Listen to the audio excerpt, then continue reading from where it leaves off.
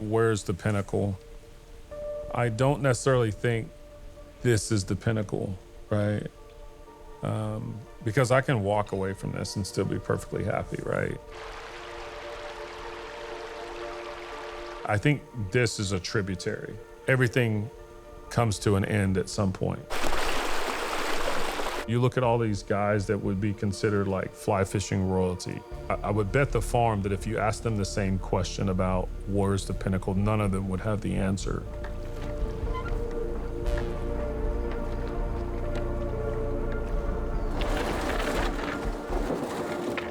The places that I've gone defines like where that pinnacle ends.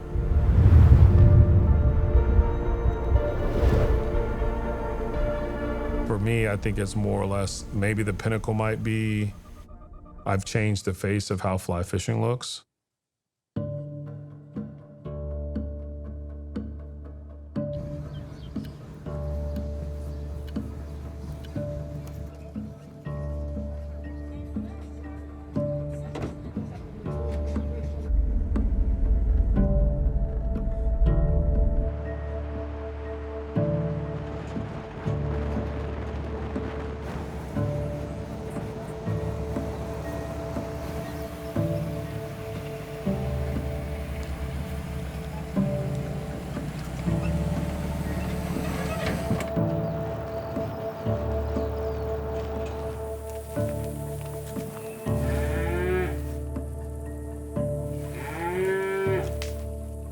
Originally, I'm from Jacksonville, Florida, born and raised there.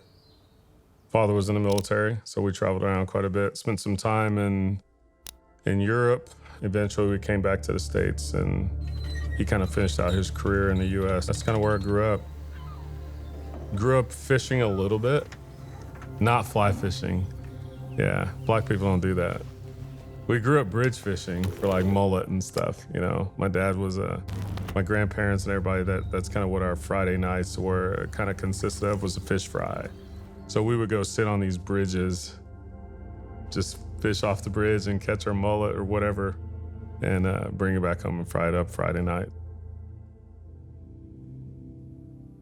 So the first time I ever caught a fish, we were fishing off this bridge. I can't even remember or tell you where this was, but my dad was kind of standing to my left. I get this thing hooked. In the midst of me freaking out, the hook popped out. Well, when it did, I swung around towards my dad. This treble hook just like stuck in his nose.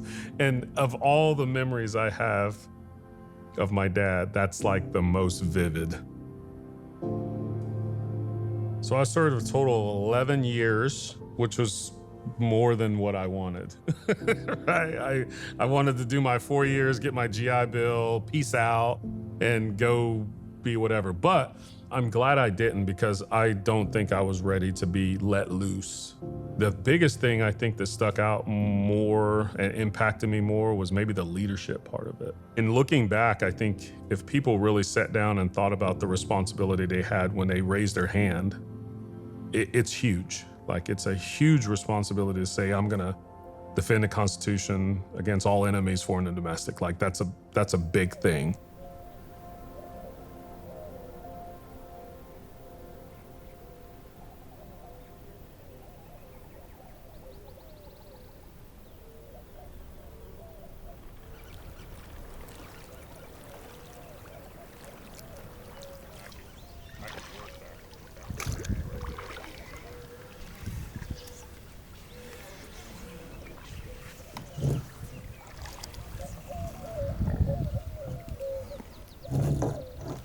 Bass fishing is like the steel mill worker. It takes away all the glitz and BS out of fly fishing. It's not clean out there. I mean, there's mud. You might have a cow or two standing in the pond.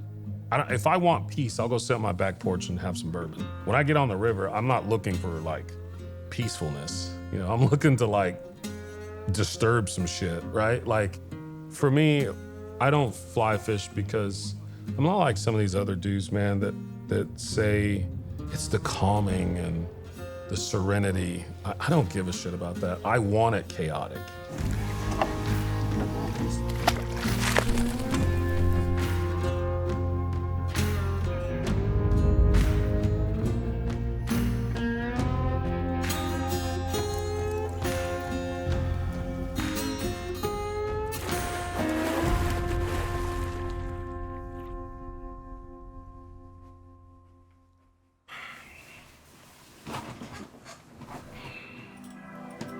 somehow I wound up teaching for a college, and I was basically teaching like oil and gas stuff at this college. The welding instructor, this guy named Jeff Taniguchi, one day he was out back casting, and Jeff was a phenomenal caster.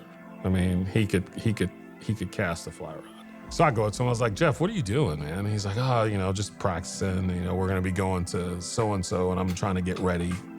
I was like, yeah, I said, it looks pretty cool. I said, you ought to show me how to do that sometime after work one day. He goes, well, here, why don't you take the fly rod right now?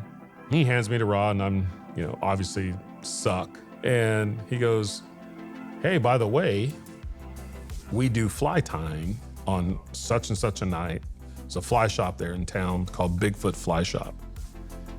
I was like, man, this is cool. I get to make these flies. This is really neat, And that's what got the bug, man. I started tying those flies, and I didn't pick up a fly rod. It was a long time. I just gravitated to tying flies. I don't know how many hundreds of dozens of flies I tied before I even picked up a fly rod to catch a fish. Probably the weirdest way for anyone to have an introduction into fly fishing, because most people, they get a fly rod and they go to a pond or a river and they learn to fish. No, I learned to tie long before I even picked up a rod.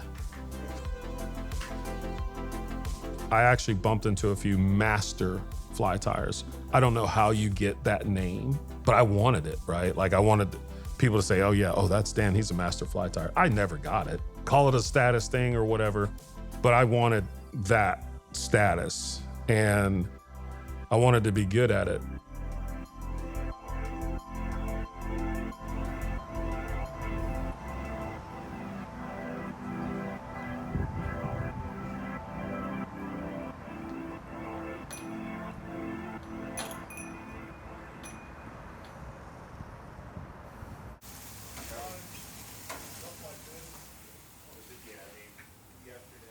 So the way the shop came around, so Backwoods had closed.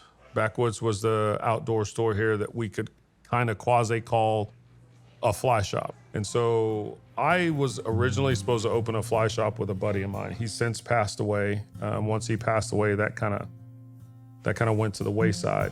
And once Backwoods closed, Josh called me up and asked me if I was still interested in possibly opening up a store. And I said, yeah, sure. So we got with Tom, rustled up an investor, and we got the store opened. So we've been open a year now, it was a year in April.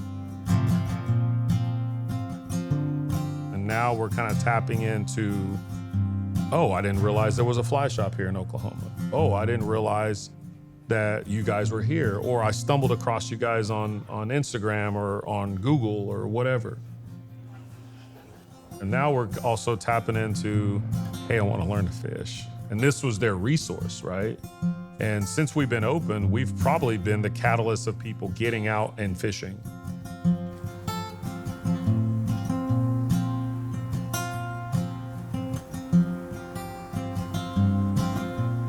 But it's been a dream of mine for a long time to own a fly shop. Part of it is there's a sense of community when people come here. Like, that's why this whole sitting area here is why we put this here. Just get this giant TV here so people can come here, and there could be a ball game on or some fishing videos or whatever the case may be. Like, we wanted it to kind of be the barbershop, so to speak, of the retail spaces. And it works. People come in, they may not buy anything. They might just come in and grab a beer and sit down and chew the fat a little while, which I encourage people to do that. I don't expect people to come in here and buy something every time they walk in the store. Sometimes they just come in because they got a question. And frankly, I could care less if you come in and buy a $1,000 fly rod or you buy a $3 fly. It doesn't matter. I'm gonna treat you the same. How we handle them is a big part of what we do. Guy said, hey, I'm going to Mexico. I was like, I got a rod for. I said, do you got a 10 weight? No. I was like, I got one, I'll lend you. Send him to Mexico with a 10 weight, If you break it, just have a cool story behind it, right? Just say you broke it on a big old rooster fish or something, I'll be happy. But I mean, I do stuff like that because that's what the fly shop should be, So in that regard, yes, it's been a really cool, fun experience to be able to interact with people on that level.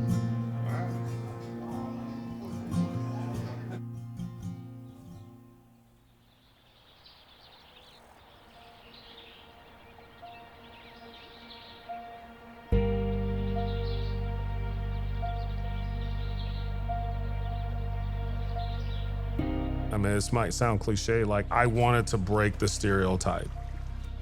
And I still do. Like when you go see a magazine or a fly fishing magazine, you don't see anybody that looks like me, right? When you watch fly fishing videos, you don't see anybody that looks like me, unless it's a Bohemian guy. I can probably name most of the popular black anglers right now on one hand. Being able to have this thing where I can be the catalyst to maybe change how fly fishing looks, either through tying or through just being on the water. Like that's a goal for me. Okay, so today we got a short float, about a 3-mile float. Right now there's still some shady spots on the bank, so we can fish poppers, we can fish subsurface. These fish are probably a little bit higher. As the day progresses, sun gets a little higher, those fish are gonna go a little bit deeper. And so we're probably gonna have to switch over to some intermediate or maybe some sink tip lines. But earlier, just fishing these rocks right over here, I caught a little one, about that big. So, fun shit. The way I think the West shaped me was removing the stereotypical outlook of what an African-American person supposed to be doing, right? Let's be honest, like Dan Orr is not the typical African-American. And there's hundreds and thousands of people just like me, right? And I think for me, it was an exposure thing, right? Because I wasn't gonna get that exposure. And I could have gotten it on the East Coast. If I went back home, if I got out of the Marine Corps, went back to Florida, I could have still been exposed to the same outdoor experiences there as I would if I was in Wyoming, right? The odds of that happening are less though, because I got my family and there's all these other things and whatever the case may be. So I think it afforded me an exposure opportunity. Like you can go do these things. These things they're there for you to go enjoy, right? And I think when I talk to people, they sometimes cock their head and like, how does he know about these places? Because in all actuality, we're really not supposed to be there. And who knows, if I wouldn't have met some of the people I met, maybe I still wouldn't have never done it, right? And so, you know, it sucks that we have to have that conversation about the exposure to those things, but a lot of people of color just don't get that exposure, right? Hence why we're not into those things.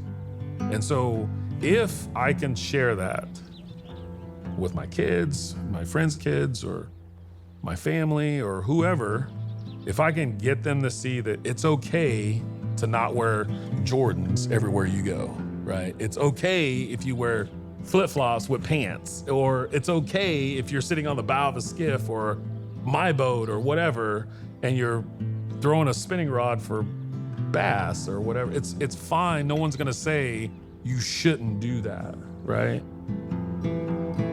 Like, though, that's, to me, I think that's, the West did that for me. It allowed me to see that I can do these things regardless of this, right? Like, it's okay to be able to do that. I think that the West had that type of influence on me, and it gave me the exposure to see that there's other things out there to do besides the typical of what everybody does. And I appreciate that. My name is Dan Orr, and this is my West.